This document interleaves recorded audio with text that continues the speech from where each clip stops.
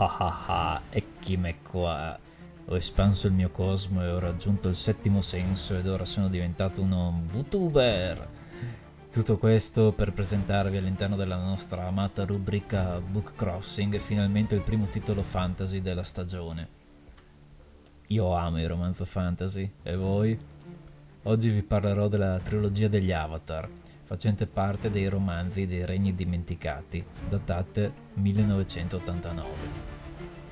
Dietro lo pseudonimo dell'autore si nascondono Malcolm Scott Chang-Ching, autore di bestseller del New York Times, e Troy Dinning, autore e game designer americano di fantasy e fantascienza.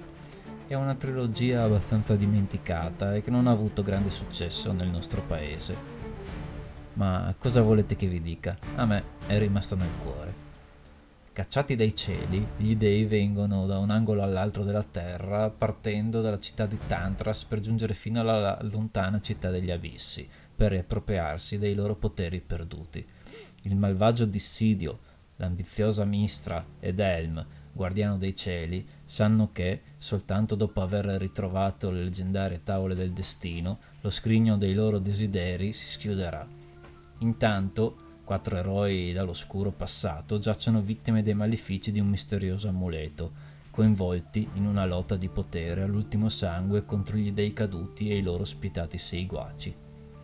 Ai quattro personaggi valorosi non rimane che scovare il saggio Hellmeister, l'unico mortale che forse detiene il segreto delle tavole, e la ricerca ha inizio nella città delle ombre. Ed è qui che si scatena la natura dando forma a orrendi costrutti del male, mentre le forze magiche si scatenano seguendo le trame di un diabolico disegno. Muahaha. Il periodo dei disordini, avvenuto nel 1358, viene chiamato anche Crisi degli Avatara o Guerra degli Dei, è un momento storico di caos senza precedenti. Tutto ebbe inizio quando Lord Ao, il signore dello spazio reale, il dio di tutte le divinità, punì tutti gli dei a causa del furto delle tavole del destino, tavole in cui lo stesso Ao scrisse agli inizi del tempo i doveri di tutte le divinità sue creazioni e guardiani. Le tavole del destino vennero rubate da Bane, il dio della tirannia, e da Mirkul, il precedente dio della morte, che speravano di utilizzare il potere delle tavole per distruggere lo stesso Ao, che montò in collera e bandì tutte le divinità dai loro reami extraplanetari, costringendoli a camminare fra i mortali finché non avessero ricordato il motivo della loro creazione e dei loro doveri.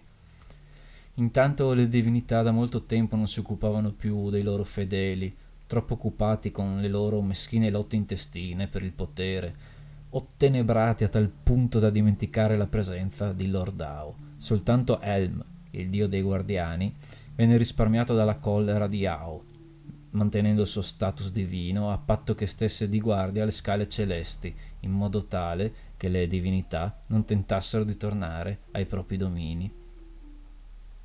Ovviamente non posso andare oltre per non farvi spoiler.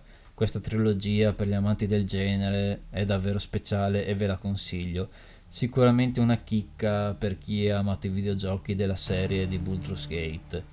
Mentre io ritorno nella mia forma umana, lasciate un mi piace al video e ditemi la vostra nei commenti. Aluve!